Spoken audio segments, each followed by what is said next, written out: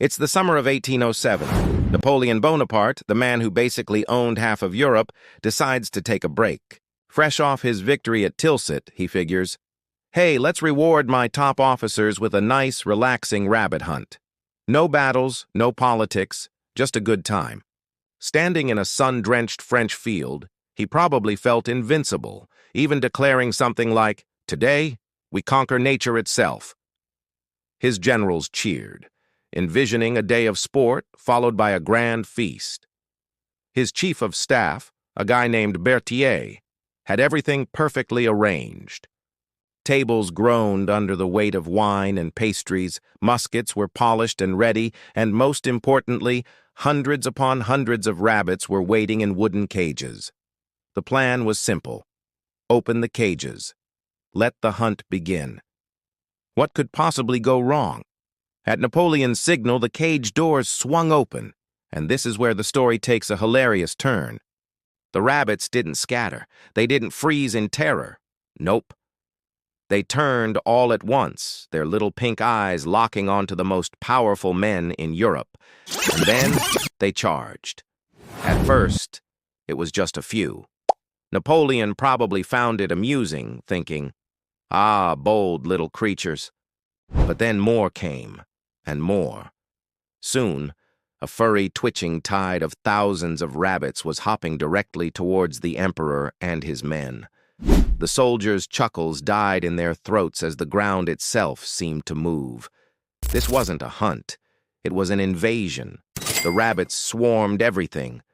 They bounded over polished boots, leaped into the laps of decorated generals, and started nibbling on anything they could reach: coats, trousers, even cartridge boxes. An officer, flailing as rabbits clung to his legs, probably yelled something like, "My God, they're attacking!" Napoleon himself was trying to swat them away with his riding crop, but for everyone he pushed back, two more took its place. It was absolute, fluffy chaos. Here's the kicker. These weren't wild rabbits. Berthier, in his eagerness to please, had sourced them from local farms. These were domesticated bunnies, conditioned to see humans as a walking, talking salad bar. To them, Napoleon and his fancy entourage didn't look like hunters. They looked like the catering service arriving for lunch. They weren't running from the men. They were running to them, demanding to be fed.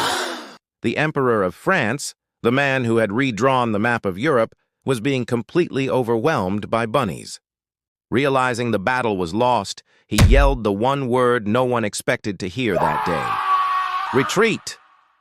He scrambled back into his carriage, but the rabbit army wasn't done. They chased the carriage down the field, a relentless, hopping wave of fur, determined to get their meal.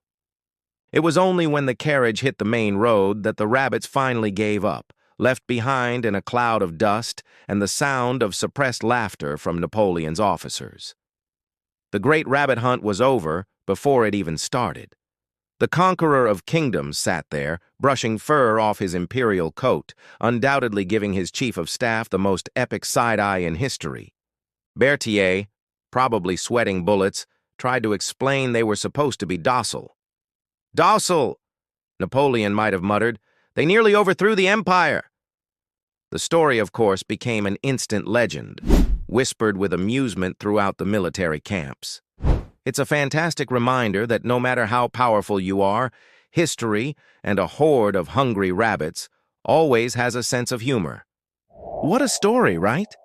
It just goes to show that sometimes the most unexpected things can happen even to the most powerful people. If you enjoyed this little trip back in time, do me a favor and hit that like button and comment your thoughts on Napoleon and subscribe for more amazing stories from history.